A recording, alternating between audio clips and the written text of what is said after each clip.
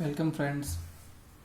Today we are discussing silent features of Indian Constitution Part 2. We have already discussed in Part 1 9 feature of the Indian Constitution. Now we are discussing about the 10th feature, that is DPSP. What is that DPSP? That is Directive Principle of State Policy. ये क्या चीज है? DPSP actually में है क्या? इसमें क्या है? डायरेक्शंस दी गई हैं. क्या है?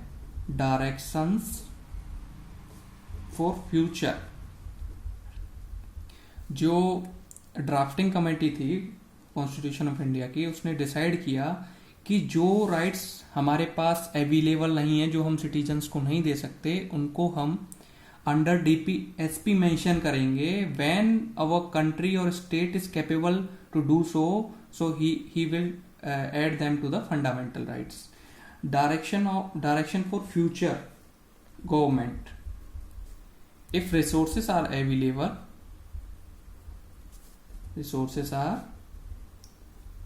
available, then must given to citizens of India. मतलब अभी रिसोर्सेस नहीं है करंट में. जब ये कॉन्स्टिट्यूशन लिखा गया at the time 1950 up to 1950, those rights are available, given, guaranteed. That's called fundamental rights. Those rights which is to be given in future, but the current situation is that they have not resources to given to the citizens in present. That's why they are written in DPSP. That is called Directive Principle of State Policy. That should be given in future by the state government. इसलिए अगर ये future में दिए जाएंगे, क्या कहा? ये future में दिए जाएंगे, तो इसलिए ये जो हैं हमारे जुडिशियल रिव्यू के अंडर नहीं आते हैं. अगर कोई स्टेट इन राइट्स को, जो DPSP हैं, is a type of rights, इनको अगर नहीं देता, कोई स्टेट इनको नहीं देता, तो ये जुडिशियल रिव्यू के अंडर नहीं आएंगे. ये जुडिशियल रिव्यू के अंडर इस पर कोई भी केस नहीं हो सकता. स्टेट की मर्जी है, वो देना चाहता है या नहीं देना चाहता है. If he is capable, he will definitely give. अब क्या है? अगर हमने पढ़ा DPSP भी एक तरीके के राइट हैं और फंडामेंटल राइट भी एक तरीके के राइट्स हैं. DPSP हमारे इन फ्यूचर गिवन राइट्स हैं और फंडामेंटल क्या है? हमारे गारंटेड राइट्स हैं. तो जब भी इन दोनों राइट्स के बीच कन्फ्लिक्ट होगा, तो हमेशा fundamental rights are above the DPSP से अबव रहेगा. मतलब फंडामेंटल राइट्स अगर कोई कहीं पे किसी का जा रहा है, तो वो नहीं जाएगा अगर किसी DPSP की वजह से. तो फंडामेंटल राइट्स हमेशा वैलिड रहेगा ही रहेगा. इसके बाद आता है हमारा next part, that is fundamental duties. Fundamental duties, हमें फंडामेंटल राइट्स तो दिए गवर्नमेंट ने, तो उसके साथ कुछ ड्यूटीज भी मिलेंगी जो हमें काम करने होंगे. तो फंडामेंटल जो ड्यूटीज हैं वो हमारे कॉन्स्टिट्यूशन में ऐड किया गया 42nd अमेंडमेंट एक्ट से. किससे ऐड किया गया? Amendment act 1976. ये एज अ रिमाइंडर ऐड किया गया है. ये फोर्सफुली नहीं है. किसी को भी ये बाध्य नहीं करता है कि वो इसको करे और उस पर कोई गवर्नमेंट एक्शन ले. ये only as a reminder add किए गए थे. इसके बाद ये हमारे पार्ट 4A में ऐड हैं. कहां पर है ये कॉन्स्टिट्यूशन ऑफ इंडिया में? Part 4A. इसमें कितने हैं? Contain 10 fundamental duties. कितने हैं? 10 फंडामेंटल ड्यूटीज. 10 फंडामेंटल ड्यूटीज इसमें इन्वॉल्व है. इसके बाद स्टेट इनको इन्फोर्स नहीं कर सकता. State not enforce them. मतलब ये फंडामेंटल ड्यूटीज अगर कोई सिटीजन नहीं निभा रहा है तो स्टेट उसको जबरदस्ती उस पर फोर्स नहीं कर सकता कि आपको ये निभानी पड़ेगी। इसके अलावा हमने 86 अमेंडमेंट की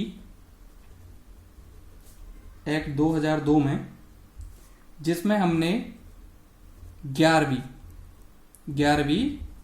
फंडामेंटल ड्यूटी ऐड की। तो टोटल हमारे पास कितनी है? 11 फंडामेंटल ड्यूटीज हैं हमारी, जो कॉन्स्टिट्यूशन में रिटर्न है। इसके बाद नेक्स्ट पार्ट आता है हमारा secular. How we are secular. Secular word जो है हमारे प्रायम्बल में ऐड किया गया था। सेकुलर वर्ड वो कब ऐड किया था? वो किया था 42nd कॉन्स्टिट्यूशनल अमेंडमेंट एक्ट 1976। इस कॉन्स्टिट्यूशनल अमेंडमेंट एक्ट में प्रायम्बल को भी अमेंड किया था, जिसमें हमने सेकुलर वर्ड ऐड किया। सेकुलर हम कहां देख सकते हैं? सेकुलर कहां पर अवेलेबल है? ये हमारा आर्टिकल 14 में, right to equality, right to not discriminate on the basis of caste, religion, 25 to 30. These are the rights, which is clearly shows that our country is secular. Okay. Now come to the next point, that is universal adult franchise. Friend, first we have to understand what is universal adult franchise. जब हमारा independence हुआ, मतलब जब हम आजाद हुए हमारा देश, उस टाइम पे 6 to 8% about 6 to 8% literacy rate था हमारा।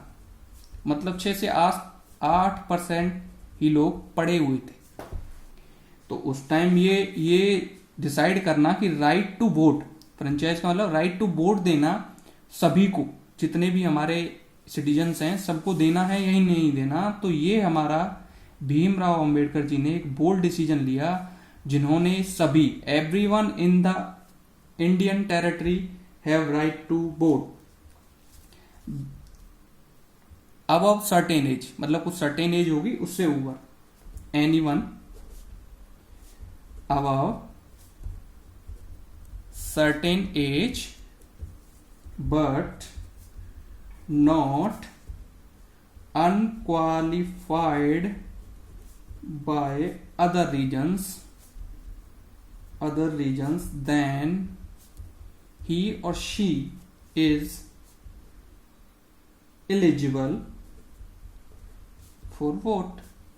अदर रीजन मीन्स मतलब कोई और रीजन जिसकी वजह से उसको अनक्वालिफाई कर दिया जाए, वो रीजन नहीं है तो everyone above certain as eligible for voting, that is called universal adult franchise. तो पहले हमारे कॉन्स्टिट्यूशन में इस एज को 21 इयर्स रखा गया, उसके बाद ये 18 इयर्स कर दी गई।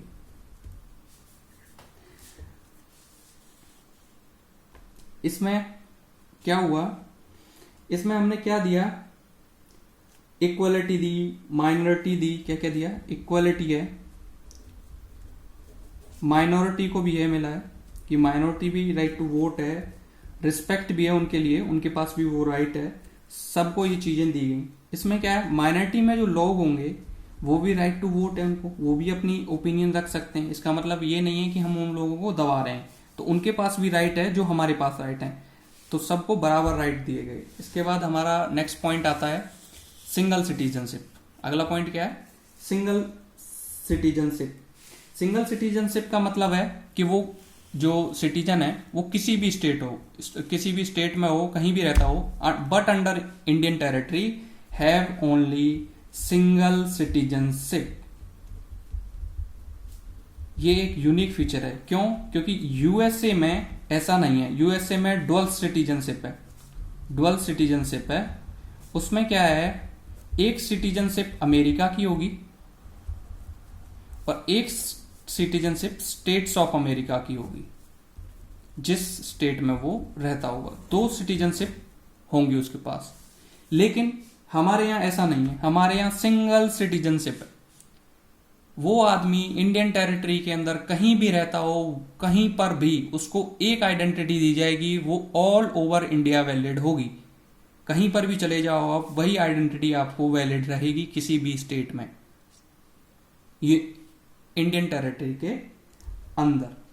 इसके बाद हमारा नेक्स्ट पॉइंट है इंडिपेंडेंट बॉडीज। कुछ कॉन्स्टिट्यूशन के अंडर कुछ इंडिपेंडेंट बॉडीज बनाई गई हैं, वो है हमारी पहली है कैग। कैग क्या हमारा controller auditor general of India. मतलब ये क्या है, ऑडिट करता है सारे गवर्नमेंट ऑर्गेनाइजेशन डिपार्टमेंट सबको, यहां तक कि ये राज्यसभा को भी ऑडिट कर सकता है with the assent with president. He need assent from president but he has a power to do this. Next is UPSC. UPSC you also know, Union Public Service Commission. What is it? Union Public Service Commission। A grade जितनी भी jobs हैं central government की, सबके exams ये कराते हैं। उसके बाद क्या है, state public service commission. State public service commission. और लास्ट है हमारी ECI, election commission of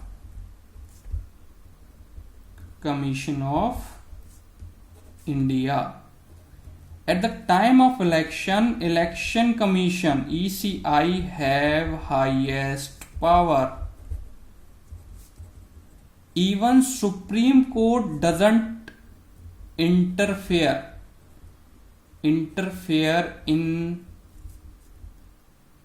his matters।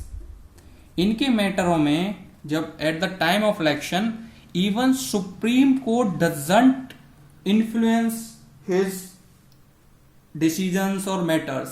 if anyone goes to Supreme Court, the Supreme Court directly said all the matters will be controlled by the Election Commission of India at the time related to the election, so we doesn't have conclude that।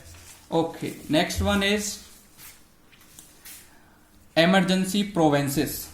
जब हमारे constitution में emergency provinces add किए गए तो उस time पे एक तो ये डर तो रहता ही है कि कोई इसका मिसयूज करे, क्योंकि इमरजेंसी लगाई अपने फायदे के लिए कोई भी यूज कर सकता है, he has power in power. तो इसको बड़ा बोल्ड डिसीजन माना गया कि ये इमरजेंसी प्रोविंसेस भी हमारे कॉन्स्टिट्यूशन के अंडर रखे गए। कुछ लोगों ने इसका गलत भी फायदा उठाया था, उस बारे में मैं ज्यादा बात नहीं करूंगा। ये हमारे पार्ट 18 में डिस्क्राइब्ड है, आर्टिकल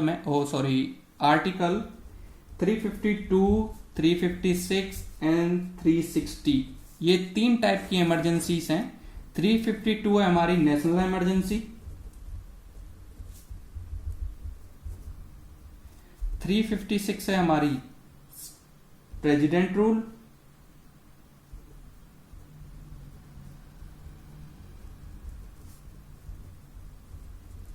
और 360 है हमारी फाइनेंशियल इमरजेंसी।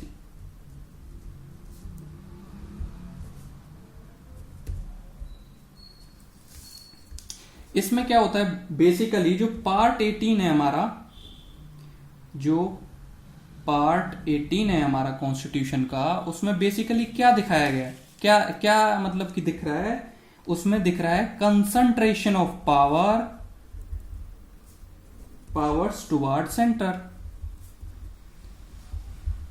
अरे भाई, जब इमरजेंसी लग गई तो इसका मतलब है पावर्स कहां गई, कहां चली गई, सेंट्रल और यूनियन गवर्नमेंट के पास।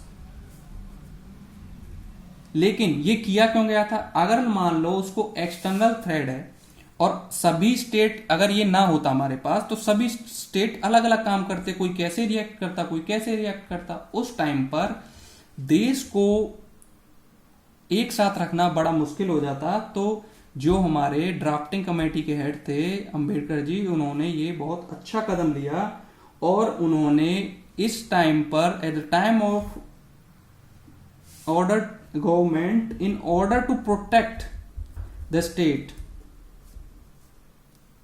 order to protect the state, protect the state, सभी राज्यों को प्रोटेक्ट करने के लिए वो पावर कहां चली जाएगी, सेंटर के पास, और whole country behave as a single unit. तो उस केस में एक्सटर्नल थ्रेट से लड़ने के लिए हमारी कंट्री एक यूनिक वे में आगे आएगी। उसके बाद नेक्स्ट है हमारा 3 टायर गवर्नमेंट। 3 टायर गवर्नमेंट क्या है कि हमारे कंट्री में 2 गवर्नमेंट है, आपने ये तो सुना ही होगा, एक हमारा यूनियन प्लस स्टेट। लेकिन हमने एक कॉन्स्टिट्यूशन में अमेंडमेंट की, उसके बाद एक लोकल गवर्नमेंट भी इंक्लूड की गई उसके अंदर। ये जो अमेंडमेंट थी ये 73rd एंड 74th अमेंडमेंट के जरिए ऐड की गई 1992 में। इसमें क्या किया गया, गांधीयन ग्राम स्वराज मॉडल प्रोजेक्ट किया गया। इसमें क्या होगा, powers also given to the people, powers should be given to peoples of the India. इसमें ये क्यों किया गया कि लोग अपने लिए काम अच्छा कर पाएंगे। इसमें क्या किया है हमने, पंचायती राज इंस्टीट्यूशंस बनाए जो लोकल मतलब बिलो एकदम नीचे लेवल पे अच्छे से काम कर पाएंगे। और हमने क्या किया और बनाए हमने, ये था हमारा ग्रामीण के लिए, और एक बनाया था urban self government, that is municipalities. इसके बाद हमारा लास्ट एंड फाइनल पॉइंट है जो हमारे कॉन्स्टिट्यूशन की सारी सैलेंट फीचर्स को कवर कर रहा है, कोऑपरेटिव सोसाइटीज। हमारे पार्ट 9th B में आर्टिकल 243 ZH और 243 ZT, इसमें हमारी कोऑपरेटिव सोसाइटीज को इंक्लूड किया गया है। और क्या है हमारा आर्टिकल 43B, इसमें क्या है, कोऑपरेटिव सोसाइटीज बनाते हैं। आर्टिकल 19 के अंडर हम एसोसिएशंस फॉर्म कर सकते हैं under this article. Association form करेंगे, हमारे कंट्री में बहुत सारी एसोसिएशंस हैं जिनके बेसिस पे काम चलता है, बहुत सारी सोसाइटीज हैं जिनके बेसिस पे काम चलता है। तो उन सब को कंट्रोल करने के लिए ये हमने कोऑपरेटिव सोसाइटीज के कुछ नियम बनाए थे जो हमारे कॉन्स्टिट्यूशन ऑफ इंडिया में इंक्लूडेड हैं। ये लास्ट पॉइंट था, इसमें मोस्टली सारी सैलिएंट फीचर्स मैंने कवर कर ली हैं। मैं आशा करता हूं कि आपको ये वीडियो अच्छी लगी हो और आप इसे मेरे चैनल को सब्सक्राइब करें, वीडियो को लाइक करें, शेयर करें। Thank you very much.